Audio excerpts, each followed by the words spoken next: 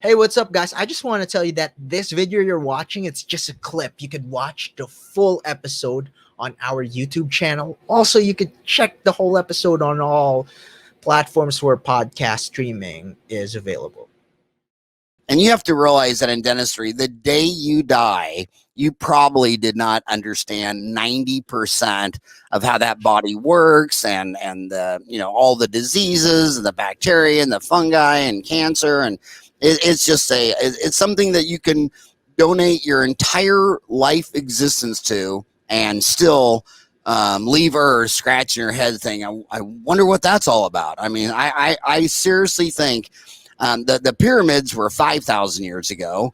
Pythagoras putting it on paper was 2,500 years ago, and I think I think the pyramids. I think it'll be 5,000 more years before humans totally understand dentistry from A to Z at the cellular level, the atomic level. It's a very interesting profession.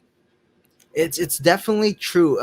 You did say it. Like dentistry, you figure things out every single year because the thing you probably learn in school could probably change once you're already practicing. And another thing that I love with dentistry is that you get to have this personal connection with the patients you have. Because I'm sure you, doctor, you had a patient where, you know, he had a kid, then you saw the kid grow up until the kid became your patient, and that kid had kids of his own. And it's really heartwarming to know that you kind of get to be a part of their own family as you see the kids grow up and everyone mature as well. And that is also why I resisted setting up a chain of dental offices where all the dentists were employees and working for me and all that kind of stuff, because I always considered, in Sonic, the product is a hamburger. But in dentistry, the product is the dentist, and it's that dentist-patient relationship. And I knew, a chain of dental office could help you with things like, location and equipment and lab and supplies and all this kind of stuff. But the whole success of the operation still comes down to the doctor-patient relationship. And I just never felt comfortable or saw a way to make that doctor-patient relationship a commodity, and then trying to get everybody to diagnose the same way and sell dentistry and all that kind of stuff. I just never saw it like that. I always thought, we're selling the invisible. When I sell you an iPhone or a doctor or a can of Coke, you know exactly what an iPhone is. You know exactly what a can of Coke is. But when I look you in the eyes and say, Paulo, you have 4 cavities. I mean, you have to trust me. You don't know what 4 cavities are. You don't know if they're watches, if they should be a filling or a crown or a root canal. And that doctor-patient trust relationship is very sacred. And I think it's a very sovereign profession. I don't see dentistry as a commodity where it's owned by Wall Street and all the dentists go to school 8 years, they all become employees, and they start marching like robots to whatever the leader says. I just don't see it that way. I may be old school, but I never saw it that way. Yeah, I totally agree in this, and that is true. Especially with you, Doctor Howard. You are one of the most popular dentists in all of social media. And if you release a chain of dental clinics with your name on it, business is going to be good. But at the end of the day, you would think, would the quality be the same in terms of like how the dentist working there would connect with the patients the same way you do?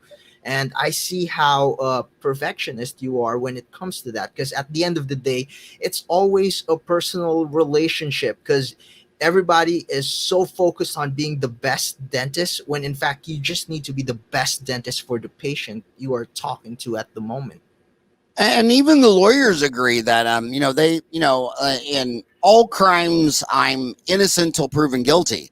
But in healthcare, the asymmetry of the relationship is so great. All the courts over a century ago in the United States said that the asymmetry of the information is so great that you, the dentist, are acting as an agent for this patient, and you will be presumed guilty on your treatment plan till proven innocent, your work, your diagnosis, your x-ray. So even the courts have figured out that, when someone comes in and I say you have 4 cavities and you say okay and you trust me and I start doing 4 fillings and you didn't have any cavities, I mean you're an agent working on behalf of that patient. And I just get really when I turned 59 this year, so my 4 boys are now independent and they've created 6 dependent grandchildren. And I start looking at, when I pass on and my grandchildren go to the dentist someday, I if it's owned by Wall Street or if it's owned by an insurance company and they're dictating how my grandchildren are going to be treated, then where is my grandchild going to go when they need a dentist? And True. I think dental offices should be owned by dentists. And I think that'd be one easy solution, is that nobody is at the top. Nobody is a CEO. Nobody's making decisions on dentistry unless they're at first a dentist. And you see it in engineering companies. When you look at some of the greatest companies ever created, like Hewlett Packard. I mean, Hewlett and Packard, they both had PhDs. They both, it was engineering first. And when they got really, really big, Dave Hewlett and those guys, or Dave Packard, they had the same size cubicle as all the engineers, because when it got too loud and they needed a private office, they were like, well, hey, all the other engineers don't get a private office, so we got to make a solution so that all the engineers are treated equally and have the same. They just got to know where it's all coming from. And I want my grandchildren to go to a dentist that has their interest is top priority. Their safety, their health is their top concern, not how much net income are they going to spin off on their stock to Wall Street, or what their sales goals are, or things like that. It's a tricky situation, kind of like religion. When you notice when religion, when an individual church gets too big and they're on TV, people are wondering, like televangelism, is this a religion or is this a business? And you start getting into murky water. And I think dentistry has a lot of qualities of religion, and a lot of qualities of business, and it makes sense to do. You should apply everything we've learned in 200 years of economics since Adam Smith wrote The Wealth of Nations. You should take 200 years of science and apply it to the science of your business, like a Dairy Queen or a Sonic. But it's still a sacred, sovereign profession at the end of the day. Oh, look at that.